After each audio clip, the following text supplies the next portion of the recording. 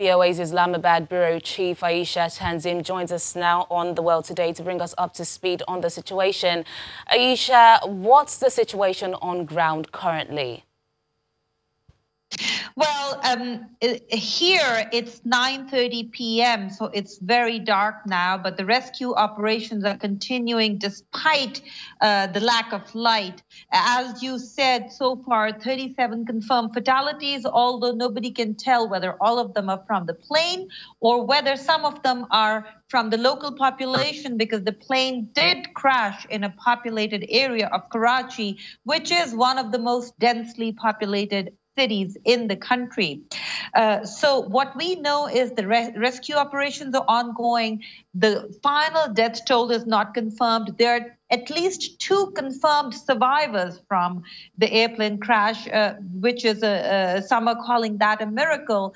So far, that's all we know, that rescue, and we have a lot of eyewitness testimony telling us about what might have happened in the last few moments before the plane crashed. So, for example, there are people telling us that the plane's engines, that there was the engines were on fire before the plane crashed.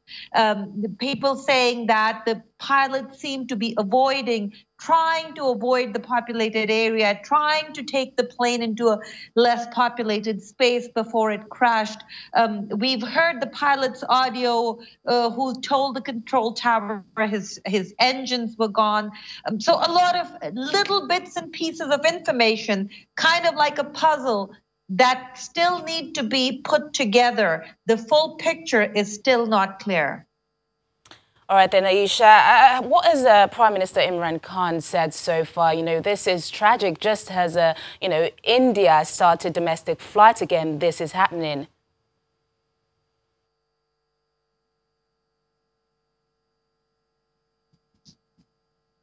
Seems that we have lost Ayesha. Ayesha, if you can hear me, I was asking what... Yeah. But if you're asking... Yeah, go on. Asking me about airline safety, PIA has a bit of problem in the recent years. In the last 10 years, they've been, and not just PIA, Pakistani airlines in general. So in the last 10 years, there have been 4 crashes. Very few of them have had a complete investigation and a report out in the public, so everybody would know why the crash occurred. And along with those 4 crashes in the last 10 years, there have been a lot of near crashes. There have been a lot of misses, where the planes landed, but its, landing gear didn't open, but it landed and didn't crash. So there are a lot of safety concerns. There are a lot of questions about maintenance, whether this plane was properly maintained. We know that the plane was only 15 years, 9 months, so around 16 years old. So not an old plane, but was it being properly maintained?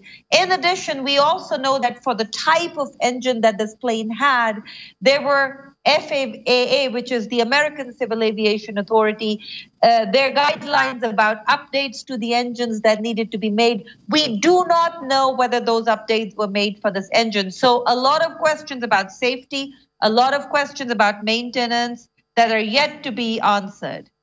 Yeah, Ayesha, just before I let you go, there was a bit of confusion about the passengers on the plane, the amount of passengers on the plane. Well, officials are now saying that 91 passengers and about 8 crew members are said to have been on that plane. Do we know who these victims were and, what plans? Were they traveling maybe to celebrate Eid? Do we know any idea on who these victims were?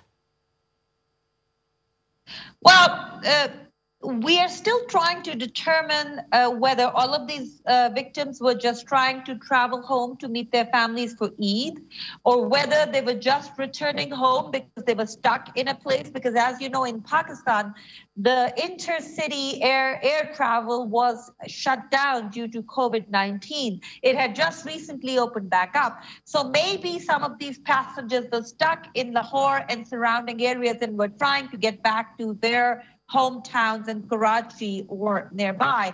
But definitely there must have been some passengers in there that were trying to spend Eid with their families.